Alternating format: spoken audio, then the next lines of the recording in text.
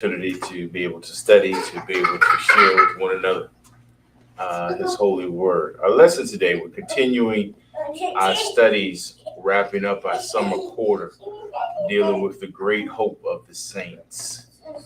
Today's lesson is entitled A New City. Last week we talked about the new home, and today is the new city. Our adult topic says no place like it. And the children topic is just like the other. It says a new place. Our unifying lesson principle says it is difficult for people to imagine living in a place that is totally different from the one in which they presently live. What will the new place be like? Revelation 21 uses figurative language to describe the brilliant new city God will create. Before we get into the lesson or introduction or anything, ask yourself, if you had to paint a picture or describe what the new city, the new heaven actually look like, how would you describe it? What words would you use? I tell people all the time, when you look at, especially Revelation, John is trying to give us a glimpse of the magnitude of how great this new city, this new heaven is. And he's using figurative language, but he's using examples that people knew of. Think about it. When he says the streets are paved with gold, it's not so much that the streets are literally gold, but he's saying gold, which is the most precious of metals, is something that people just simply walk on. That's how insignificant that we think gold is, but we think gold is so great. But John has said in heaven it's that insignificant. It is so simple that we just walk on it. Think about, and I'm hoping that not too many of you know about this, but Saint Remy the 13th. Everybody's like, what is that? What is Saint Remy the 13th? Saint Remy the 13th is one of the most, if not the most expensive cognac in the world. There's a running joke in the NFL, which is in their preseason right now. Every team, the rookies, the number one pick of the team, normally has to take the old guys out to dinner. And most rookies don't know the rules. But the rule is that all the old guys go out to eat with the number one pick, and the old guys just order whatever they want to order. And the rookie has to pay the tab. A lot of folks, and again, I know here in Florida, everybody now is a Tom Brady fan. Tom Brady would take the rookies out. Tom Brady, number one, would come late to the dinner. And when he walked in, he would sit down. He would order not a glass, but a bottle of St. Remy the 13th. Open the bottle, put the cap back on, and then walk out. And you say, okay, well, he just ordered a bottle. Again, you can't resell the bottle. You can't use the bottle. The bottle is now trash because he opened it. The bottle cost $47,000. And Tom would order maybe two or three, couple lobsters. Tom would run up a $70-something bill and just walk out. Wouldn't eat nothing, wouldn't drink nothing, wouldn't sit down with the people, just walk back out. And then they walk over, Jock, and they give that rookie that check.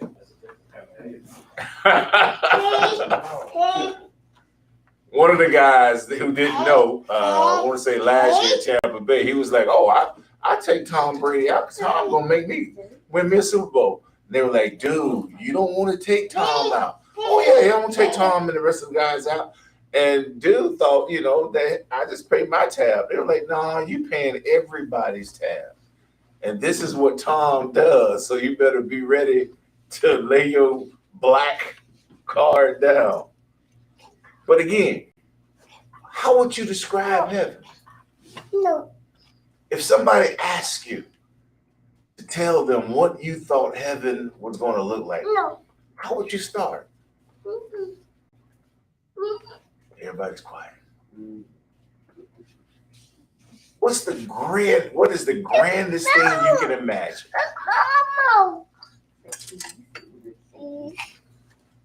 You know, we live here in Florida. You know, think about Cinderella's castle at Disney.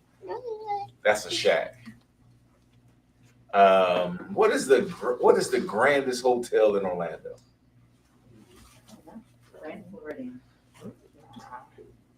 What is the Probably no, I would think it was Gaylord. The W? We have a W. It's not. The Gaylord has a boat in the middle of the lobby. Yeah, but it's not affiliated with Disney. The Gaylord isn't. So you're saying for it to be the greatest hotel in Orlando, it has to be a Disney hotel? No, I'm just saying that Grand Floridian, you're gonna pay about $2,000 a night or more. That's all. I ain't saying. But just imagine what would be the greatest hotel, and then that hotel has nothing on heaven. Our objective says, explore the possibilities of living in a new place, even in another dimension of life altogether. Imagine the richness and serenity of living in the New Jerusalem. Again, I've stayed, I want to say probably the grandest hotel, Sister Pinky, that I've ever stayed in. I've stayed in a penthouse at the World Golf Center in St. Augustine, overlooking the golf course. It was nice. I never forget, years and years ago, our state Congress was in Tampa, and I stayed in one of the DoubleTree suites, and Alex went down with me that morning, and when we saw the room, the suite, Alex was like, I think instead of going back home with Mama tonight, I'm gonna stay here in the hotel. UPS put me up in a hotel in Jacksonville off the St. John River, and my room, Jock, I had 2 California size king beds, and my bathroom was probably bigger than most people's houses. But again, that doesn't compare to the new heaven. It says, celebrate God's provisions of the new city. Again, living somewhere where there was absolutely no worries. And I know most of us, you know, as I look around, y'all living the good life. You don't have a whole lot of worries or issues. But just think, you know, there's nothing to worry about. There's no pains, there's no sorrows, there's no stress, there's no bills to be paid. It's the perfect temperature in the room, Peggy. You ain't got to adjust no thermostat. Everything is perfect. It says again, the new city. It says in Revelation 21:2, it says the holy city descended from God, prepared as a bride adorned for her husband. John is saying there's nothing grander than how a bride puts herself together for her husband.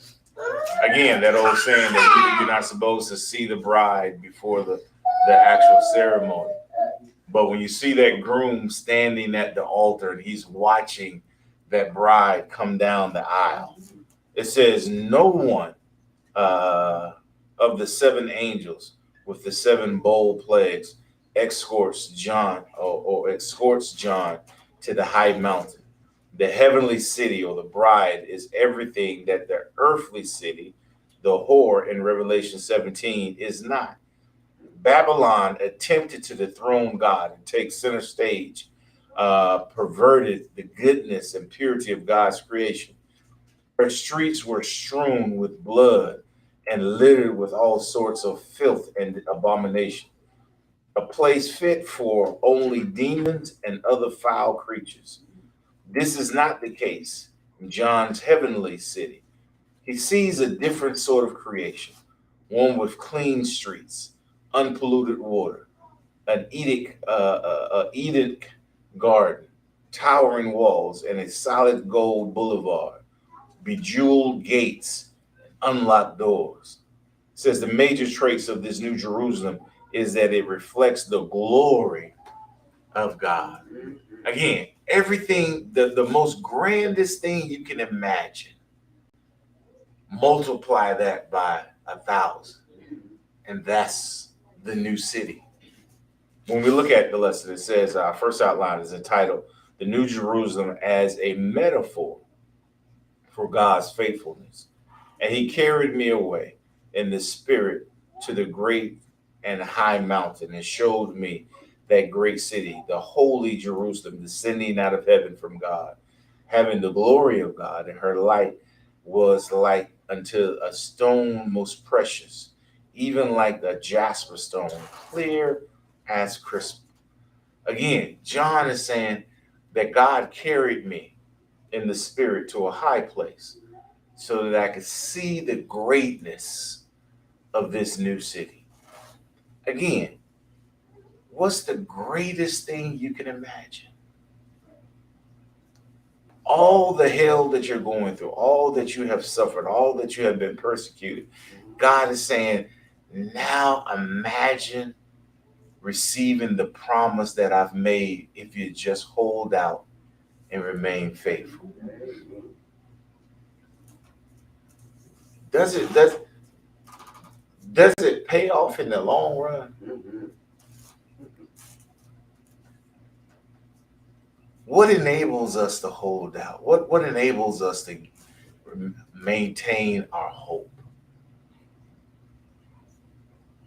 John is saying again, God is not only going to give you what he promised you, but you really can't even imagine how great it is.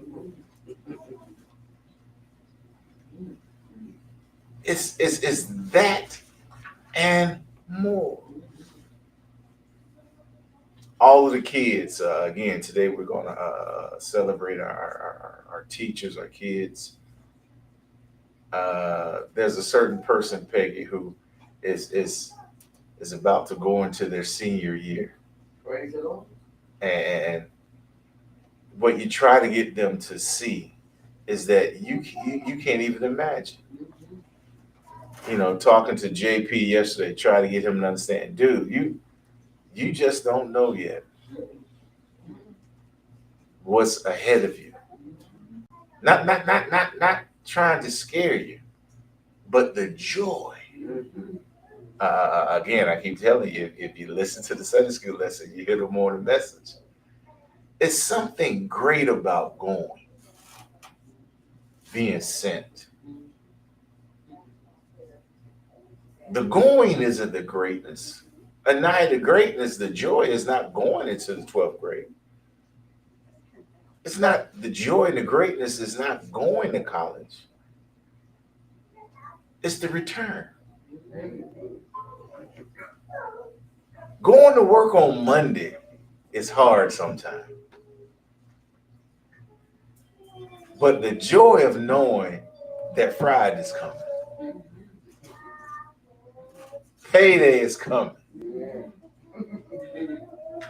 Again, as I tell people all the time, what makes Good Friday is knowing that there's a resurrection Sunday. He says the new Jerusalem is a metaphor for God's what? Faithfulness.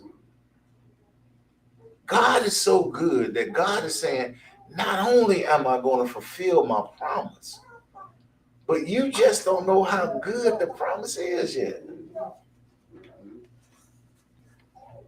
It's like sitting. The great things about the old homestead houses is that the kitchen set off to the back of the house or sometimes close to the living room. And the reason the kitchen was close to the living room is because the kitchen, Sister Pinky, had an old wooden stove. And the old wooden stove kept the rest of the house warm. But even greater, that old wooden stove had some stuff permeating from it, Peg. You sitting in the living room and you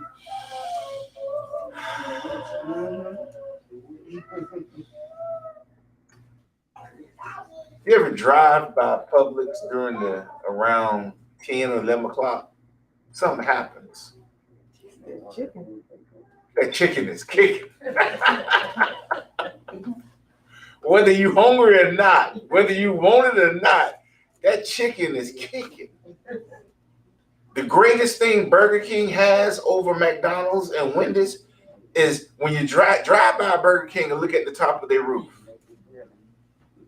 You see them flame broiled, you see the smoke. You don't want a Burger King burger, but the smell. There used to be something special about driving down I-4 in the early mornings. I know y'all young people don't know nothing about this. It used to be a place on the corner of I-4 in Michigan, Job, called Marita Bakery. And when you hit that corner, it was a traffic jam, not because of traffic, but people would slow down just to let their windows down. And that bread would go to Sam's about 8, 9 o'clock in the morning. Go by the bakery. That bread just be saying, hey, hey. That's the goodness of God. God is saying, I know I made you a promise, but let me entice you. Let me give you revelations to say, this is just a brief example of what it's going to be like. Again, that bread smell, that chicken is telling you this is what it can be like. And your mind starts saying, ooh, slice of bread, little butter, little jelly, piece of chicken, splash of hot sauce. It just tells you, ooh, this is what I'm holding out for. Again, it's easy to make it through high school. It's easy to make it through college when in the back of your mind, you see the promise. Our B outline says names of the faithful as linked to the past. He says, and had a wall great and high, and had 12 gates, and the gates 12 angels. And the names written thereon were, which are the names of the 12 tribes of the children of Israel. On the east 3 gates, and the north 3 gates, and the south 3 gates, and on the west 3 gates. And the wall of the city had 12 foundations, and in them the names of the 12 apostles of the Lamb. John is saying God wants you to understand that the promise was given to the 12 tribes of Israel, and they will not be forgotten. I didn't forget your faithfulness. And I need those of you, especially, please remain and listen to the word this morning. Put a point, put a pen, underline that, put that in your mental Rolodex. The fact that God does not forget those who he promised and those who remain faithful. When you first showed up at Wekiva, Anaya, they asked for your name, social security number, they gave you a student ID. How is that so important? Because come May of 2023, they're going to read that name again. 40 years from now, they'll still say, you know what? Back in 2023, there was an Anaya here. God wants us to understand, again, the names of the faithful. We asked a couple Sundays ago, what do you want your legacy to be? How do you want to be remembered? The names of the faithful live forever. The names of the folks who did nothing vanish. I tell people all the time, think about all of the names of the people that are in the Bible. There's so many that you will never memorize them all. But some of their names just say they lived, had kids, and died. That's all you want to be remembered? Now we have it where, it's because of economics, people get cremated. They take your ashes and spread them somewhere. What's left to say you was here? Sad, but true. Some people, only reason folks know you was here because there's a stone marker somewhere. Is that all you want to be remembered for?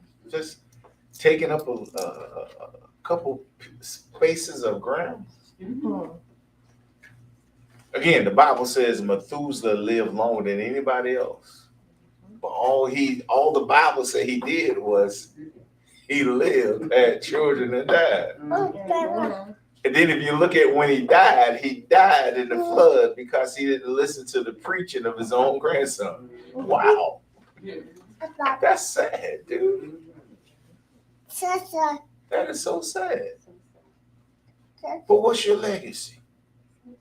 John says that God himself says that the names of the tribes of the children of Israel are written on the gates.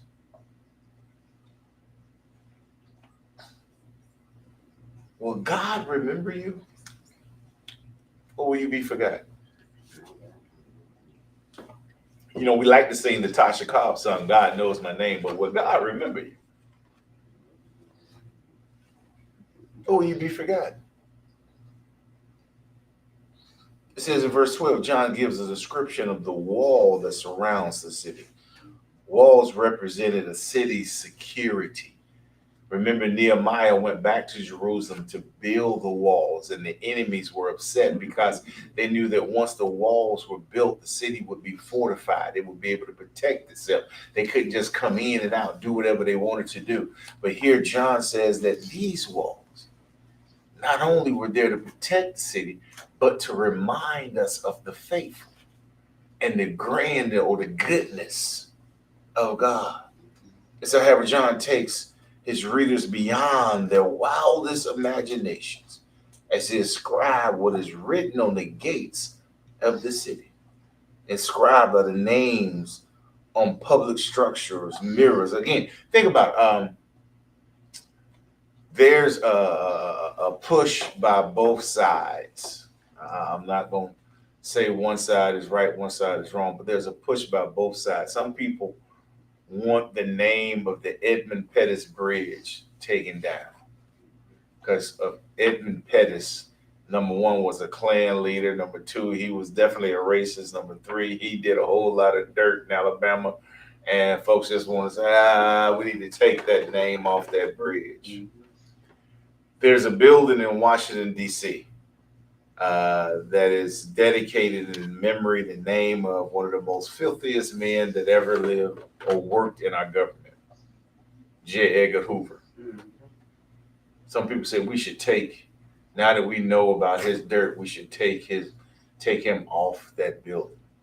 There's something in most of your pockets right now of one of the most cruelest presidents we've ever had. Everybody trying to figure out which dollar is it? It's not Lincoln. I know Washington wasn't that bad. Rev says the worst. Andrew Jackson killed a whole lot of innocent folks. You can't go to most Indian ran casinos and find a $20 bill. They refuse to accept it, and they definitely won't give you a 20 and change. That's how disdained he is in the Indian nation. We said now for the last 6 years that we were going to put Harriet Tubman on the 20. Trump said not as long as he was president. And now everybody done kind of forgot about it. Poor Harriet still sitting on the floor somewhere in the Treasury Department waiting to get stamped on there. But again, think about the images or the legacy of some of the people. God is saying, because of your faithfulness, I want you to know that in this new city, not only the grandeur of the city, but I need folks to remember those who were faithful in getting to the city.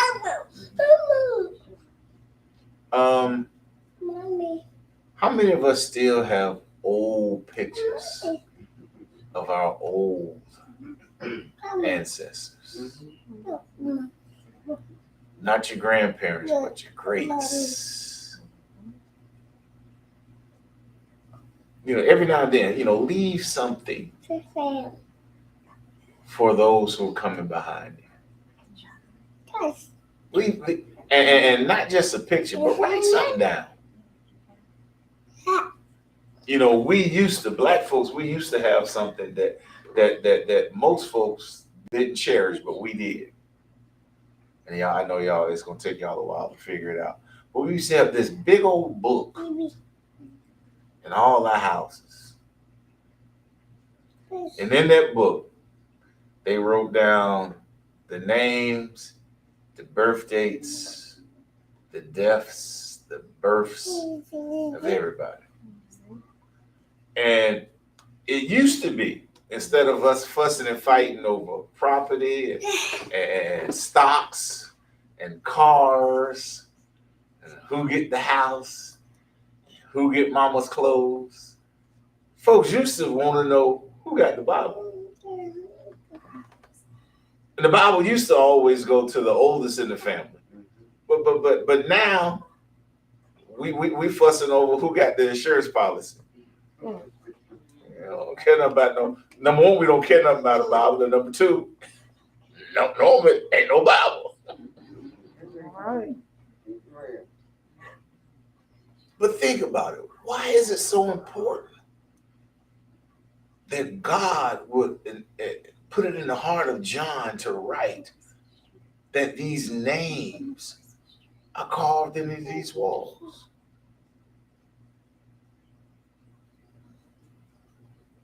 Think about the fact that the faithfulness of those that came before you are the reason you are where you are. Wow. If it wasn't for Big Mama's love of the Lord, Grandma's faithfulness to God, would I be where I'm at today? If it wasn't for Gwendolyn, Denise, or Decay, I'm sorry. And I was like, I don't know that name. If it wasn't for her faithfulness, would I be where I'm at today? Our C outline says numbers as symbols of where God's people will reside. It says, and they that talked with me had a golden reed to measure the city, and the gates thereof, and the walls thereof, and the city length 4 square, and the length is as large as it breatheth. And he measured the city with the reed 12,000 furlong. The length and the breadth and the height of it are equal. And he measured the walls thereof 144 cubits, according to the measure of a man, that is, of the angel. It says, what can one make of numbers that John uses to describe this new city of Jerusalem and its walls? He measured the city with his rod, 1,500 miles. And the angel measured the New Jerusalem to show its impeccable design. In the Greco-Roman world, it says the ideal city was a square. Walls were built around the perimeter, and the border avenues stretched from the main gate on one side to the main gate on the opposite side. Again, everything about the measurements is trying to let you know that not only is the size or the magnitude, but the fact that everything is perfect.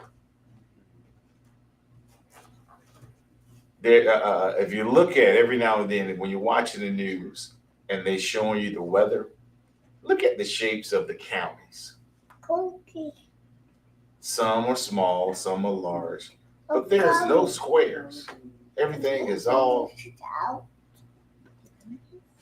There used to be a show on the History Channel. It says why the states are shaped like they're shaped.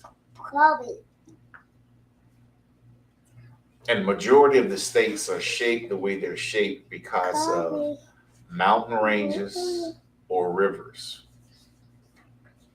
If you drive I-10 to Alabama, when you see the sign say that you're entering Alabama, you ever notice that you're crossing a bridge?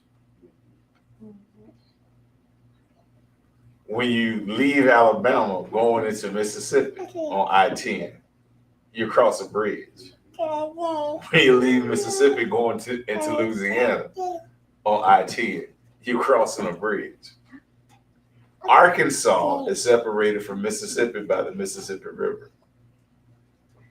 Everybody's trying to think now. Let me make sure.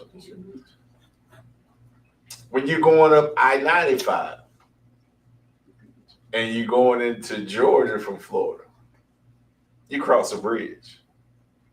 Wow, I didn't. Yes. Again, nothing is perfectly shaped. And truth be told, right now, Georgia and Florida is in court fighting over who really owns what part of the river.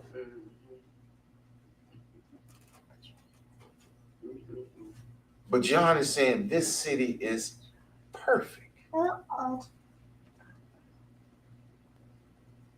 Our last outline says the promise of abundance in the city.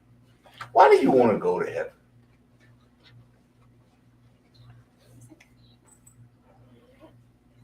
Everybody got quiet. If you could live forever here on earth, would you choose earth over heaven?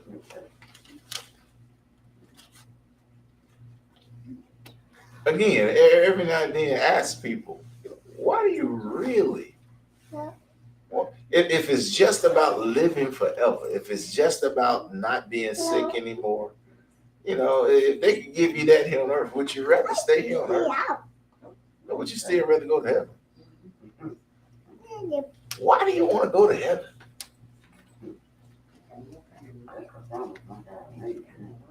It's just like every now and then you ask people, why do you want to go to Jamaica? What's in Jamaica?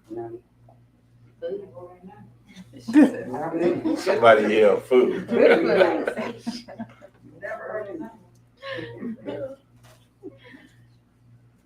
Why do you want to go back to Indianapolis, Louisville?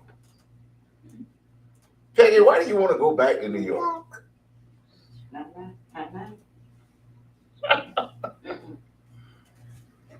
What's there? I know a certain young lady, Peggy, for some reason, she wants to go off to California. It's like, why? What's there? Ask yourself, what's there? Every time I turn on the news, it's on fire. It's an earthquake or it's flood. I'm like, at least in Florida, we get a heads up. They give you at least about a 5-day warning that the hurricane coming. California, the fire, you just wake up and it's like, whoa. You don't even wake up, the earthquake comes. You still sleep. I like a warning. But again, ask yourself, why do you want to go to heaven? If it's just about living forever, you might be able to do that here. So again, why do you want to go to heaven? I want to see my mom. I want to see my dad. Okay, what if they came back? Would you rather they came back? Sister Pinky's like, I don't care what you say, Rev. You ain't gonna convince me. No, I gotta go. Again, it says the promise of abundance in the new city. If the insurance company offered you an opportunity for them to fix your car or give you a new car, which would you take?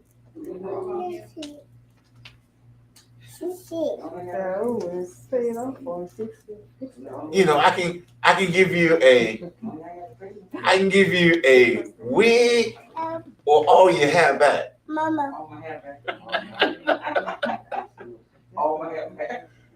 But it's a new wig. It's like, which would you take? John talks about, says, and the building on the wall of it was as jasper. John goes into giving us an example of what this city looked like. And when it says the abundance, he's really saying, again, as we stated in our opening, imagine the greatest thing you can imagine and then multiply it. In other words, there's nothing greater than what God has to offer. No matter what you do on this earth, there's nothing on this earth that even compares to the greatness of what God has for you. So again, when you ask the question, why do I want to go to heaven? Because there's no, let me make it real plain. What does Dorothy say at the end of the movie Wizard of Oz? And if I had some old saints in the church today, the old saints would say, this ain't my home. I'm just a stranger traveling through. This is not my home. And there's no place like home. My home is with my Father. My home is with God. My home is the completion of the promise. So as we wrap up this lesson again, it talks about the new city. And no matter how much you use your imagination, you'll never be able to picture completely what this new city, this new heaven is going to be like. Again, all we can say is thank you. All I can say, Lord, is thank you for what you have. Again, it is, as we said earlier, it's for the faithful, those that hold out until the end. We hope and pray that we've been able to share a little something with you to help expound upon God's holy word. Again, be ye not just hearers, but doers of his most said word. May God bless you. May God keep you, is our prayer.